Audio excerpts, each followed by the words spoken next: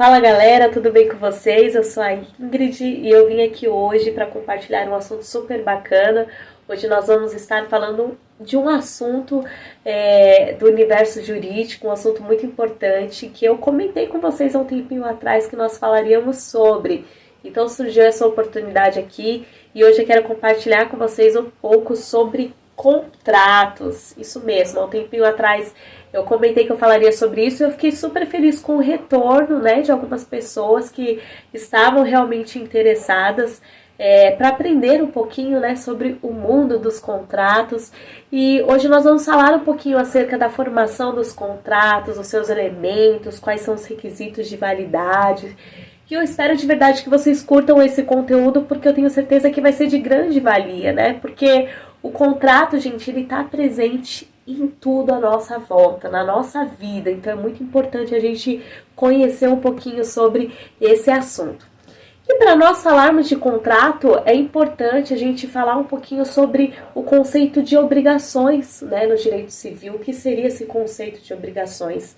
Olha só, a definição de obrigação é o vínculo jurídico que confere ao credor o direito de exigir do devedor o cumprimento de determinada obrigação.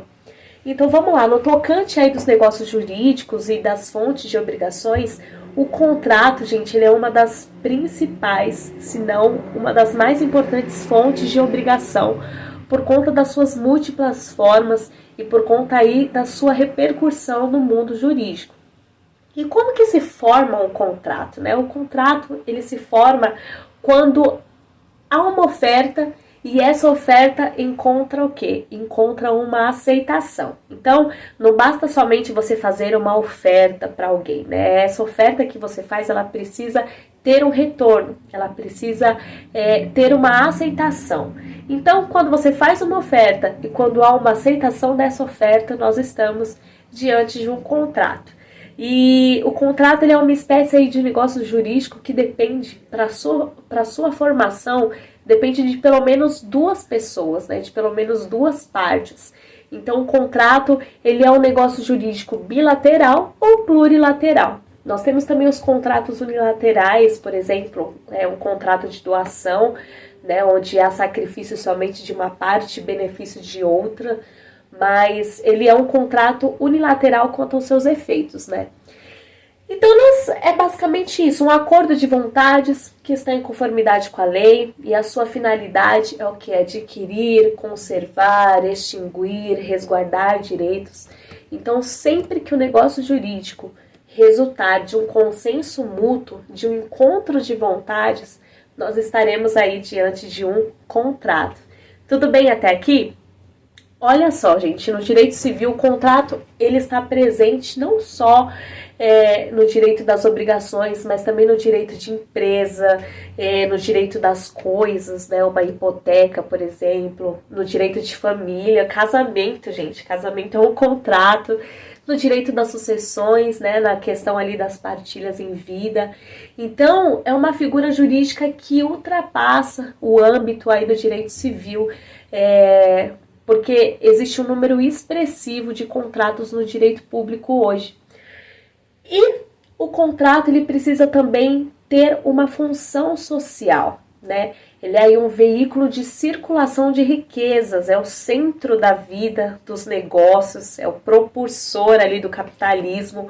Então, nessa medida, a função social do contrato, ela só vai estar cumprida quando a sua finalidade, que é essa distribuição de riquezas, ela for atingida de uma maneira justa, né? Ou seja, quando o contrato representar ali uma fonte de equilíbrio social, precisa haver este equilíbrio social, né?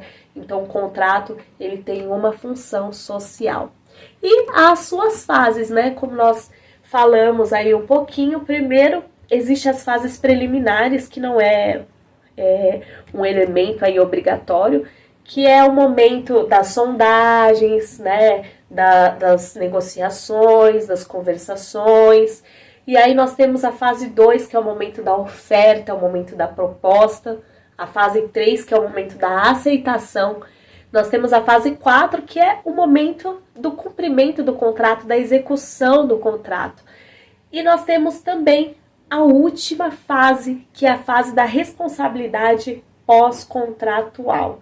Então, quando há ali a entrega, quando há ali o pagamento, a finalização do contrato, também tem a fase pós-contratual, né, que é o período da prescrição, da decadência, o período de responsabilidade, de garantias.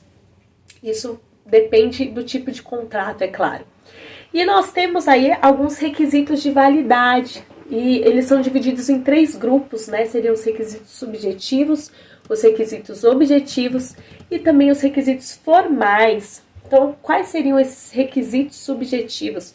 É a manifestação, o subjetivo seria a manifestação de vontade, né, de 2 ou mais partes, a capacidade genérica ali dos contraentes, deve haver um consenso também, essa manifestação de vontade. Precisa também ter uma aptidão específica para contratar, dependendo do caso, do contrato. E é necessário ter o consentimento, é basicamente isso. E tem também os requisitos objetivos, né? Que dizem respeito ao objeto do contrato. Então, o que você está contratando, esse objeto, ele precisa ser lícito, né? Ele não pode ser algo ilícito. Ele precisa ser possível, algo que é possível. O nome por si só já diz. E ele precisa ser determinado, né? E tudo isso está disposto ali no artigo 104 do nosso Código Civil, que fala acerca dos negócios jurídicos. E um assunto muito importante, uma questão muito importante, é a interpretação dos contratos, né? A hermenêutica contratual. É muito importante a gente se atentar a isso. Nós precisamos saber interpretar um contrato. É claro que nós temos pessoas específicas para isso, mas nós, seres humanos normais, precisamos ter uma noção também, né? Não podemos ser ignorantes quanto a este assunto. E é necessário nós sabermos interpretar o contrato, né? E existem 2 teorias super importantes acerca dessa interpretação, que é a teoria objetiva e a subjetiva. E a teoria subjetiva, ela consiste em analisar a vontade dos contraentes, né? Então, a vontade das partes vai se sobrepor àquilo que está escrito no contrato, né? Vai se sobrepor ali ao que está expresso nas cláusulas contratuais. E nós temos também a teoria objetiva, onde fala que o intérprete ele deve se ater somente àquilo que está expresso, escrito nas cláusulas. E a gente vê que nas 2 teorias há um extremo muito grande, né? Uma análise assim muito extrema de ambas as partes. O que leva ao entendimento que essas 2 teorias elas não podem ser adotadas isoladamente, elas precisam estar em harmonia. Então, no momento de interpretar um contrato, deve haver essa harmonia, se atentar tanto à vontade das partes, quanto também ao que está expresso nas cláusulas contratuais. Certo, gente? E também nós temos, é claro, os 2 tipos de contrato, né? Os contratos típicos e os atípicos. Os contratos típicos são aqueles dos quais as suas características, os seus requisitos, eles são definidos na lei, de acordo com a lei, e é a lei que integra esse contrato. E os contratos atípicos são aqueles mais tranquilos, né? São aqueles que resultam de um acordo de vontades. Olha, esse contrato não é regulado no ordenamento jurídico, mas ele foi gerado pelas necessidades, pelos interesses das partes.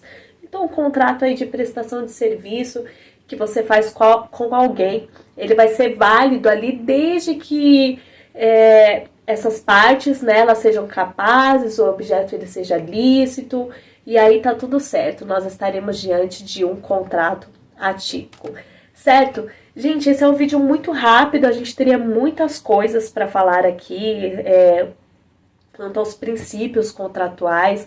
Eu vou fazer só um resuminho para vocês, é muito importante vocês se atentar quanto a alguns princípios, né, contratuais. Um deles é a autonomia de vontades, então você tem liberdade de contratar com quem você quer, sobre o que você quiser.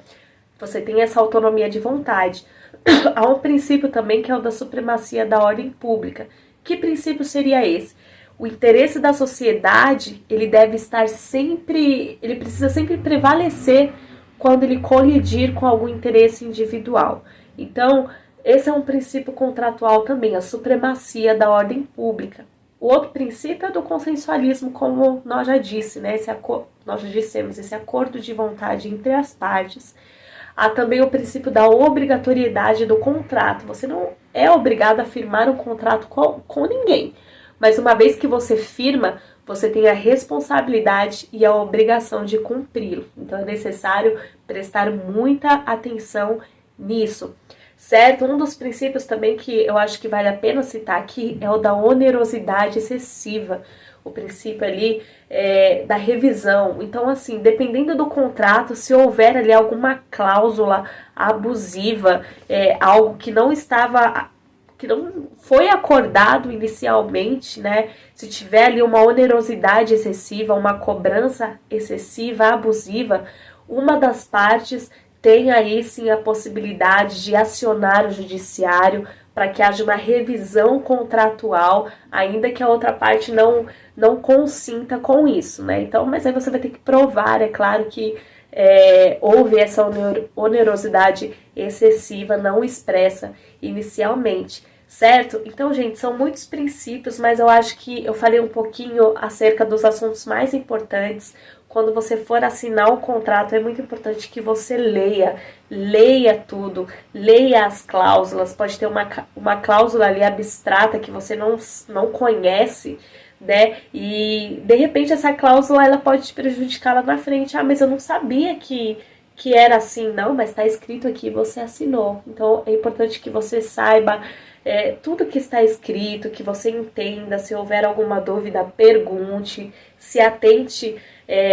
Alguns contratos, algumas cláusulas elas ficam em negrito, dependendo. E quando você vê uma cláusula em negrito, pode ser que está em negrito por ser uma das cláusulas mais importantes do contrato. Então leia, preste atenção e se lembre desses princípios. Nossa, peraí, tá tendo autonomia de vontade aqui? Tá. Olha, a pessoa está agindo com boa fé? Olha, está. Olha, tô vendo aqui, tô dando uma revisão, tô vendo se tem alguma cláusula abusiva, alguma coisa do tipo. Então é bom que você se lembre desses princípios, que você entenda um pouquinho disso, porque aí vai ficar muito mais fácil, né, para você assinar um contrato, para você elaborar um contrato se você é prestador de serviço.